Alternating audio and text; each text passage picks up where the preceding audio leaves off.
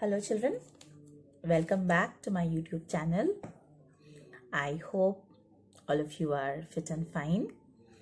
Now today I'm going to teach you a new poem, My Mother. Okay, page number 81. Those who have the books with you, children, please turn to page number 81, My Mother. Those who have the books with you, please turn to page number 81, My Mother. At first, I'm going to read the poem and then I'm going to explain it to you. Okay? So please listen to the pronunciations very carefully. So let's start.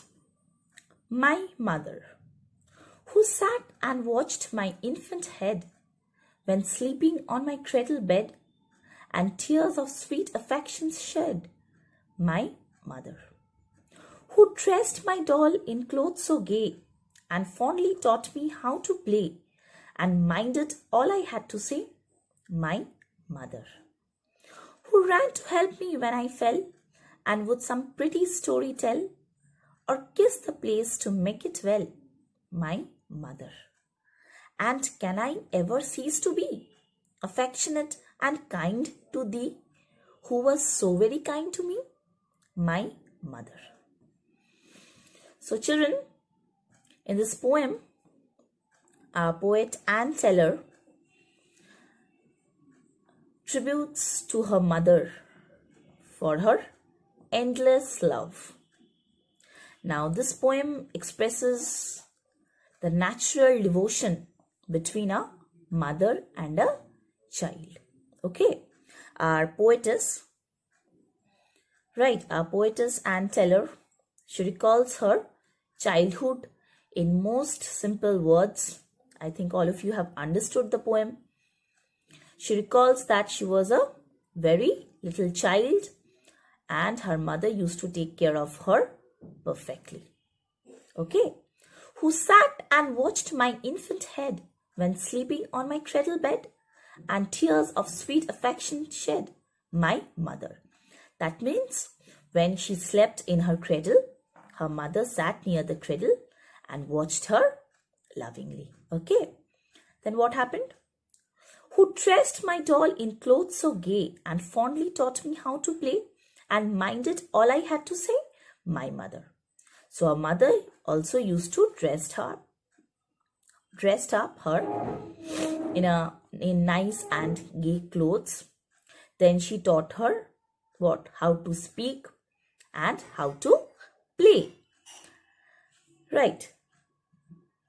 She would never mind what her daughter used to say because she loved her unconditionally.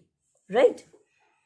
Who ran to help me when I fell. That means whenever she fell, her mother lifted her and kissed her forehead and told her stories to soothe her. Right. Who ran to help me when I fell and would some pretty story tell, or kiss the place to make it well. Again, my mother.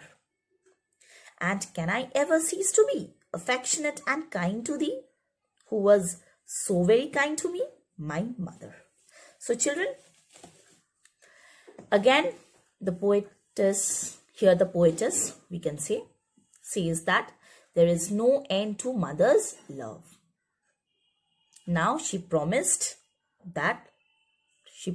herself that when her mother will grow old and when she will become feeble, she will serve her. Our poet and teller will serve her mother because it is her responsibility, right, to take care of her mother as her mother did when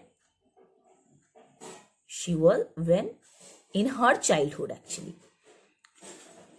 Right.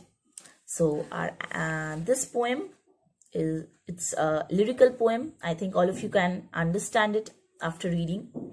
Meanings are also there. Tears of sweet affection means tears which are shed out of love and happiness. Gay means colorful dresses. Seize means stop. The Old English word for you. Right. So it's a very beautiful poem. I think all of you have understood. Now you have to learn it. Now children, from this week, as you know, from the last week it has already begun, you have to make 2 notebooks, right? 1 week you have to do all the homework or classwork, whatever it is. Now everything is a homework. Whatever you are doing at home, you are going to write it in your English literature notebook and submit it on Saturday. And on the following week, you will have another set of notebooks where you will do it on the following week. And that notebook you are going to submit the next week. And you are going to take back the one which you have submitted the previous week. And in this way, it will go on. So in the notebook, what you will write? You will write whatever we are sending you. The assignments, question answers, poem, meanings, whatever we are sending you, whatever we are asking you to write in the notebooks, all that you are going to write it in your notebooks and submit it on the Saturdays. Right? So I'm clear to all of you. Now today's homework will be, you have to write the whole poem in your English 2 notebook. Okay, My Mother, 4 stanzas are there. Write the poem along with the name of the poet. Only this much. This is your homework. And of course, start learning the poem and the meanings. Okay.